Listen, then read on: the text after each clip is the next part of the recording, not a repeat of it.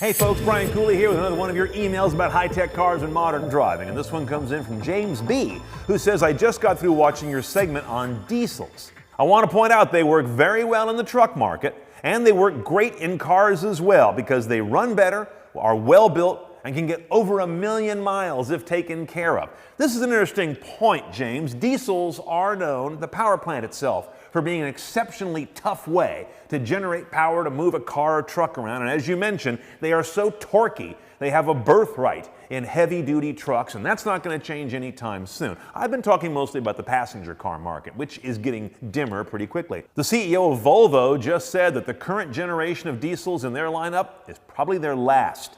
And JP Morgan Chase projects that diesels in Europe, a stronghold, will make up only 30% of new car sales there by 2020. That's a big drop from a high of 56% as recently as 2011. Let me address this idea of super long durability. This struck me as interesting because I can recall when Mercedes used to make that part of their advertising. They would show you cars that people had owned for like 1 million miles or so in their print ads. We're going back a ways.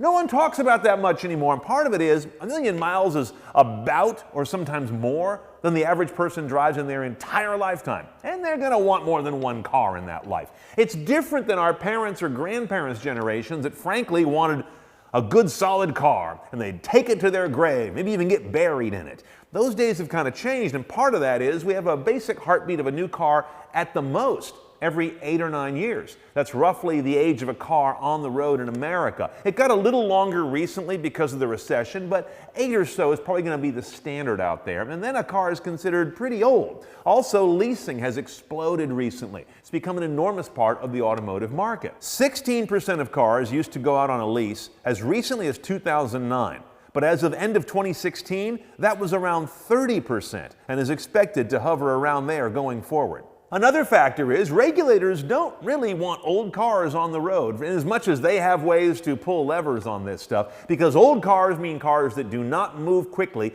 to embrace new advances in safety, in emissions and fuel economy, and in autonomy, all of which are coming rapidly, not to mention advances in car-to-car connectivity, which old cars are never really going to have grafted onto them. So the kind of technical innovation going on right now has everybody from regulators to car makers saying, you know what, keep getting those cars off the road and junking them, and let's get the new stuff out there, or the fleet is going to be in the way of new innovations. So the 1 million mile thing, or many hundreds of thousands of miles, is almost kind of quaint due to the economics and the technical innovation that's going on in the car market these days.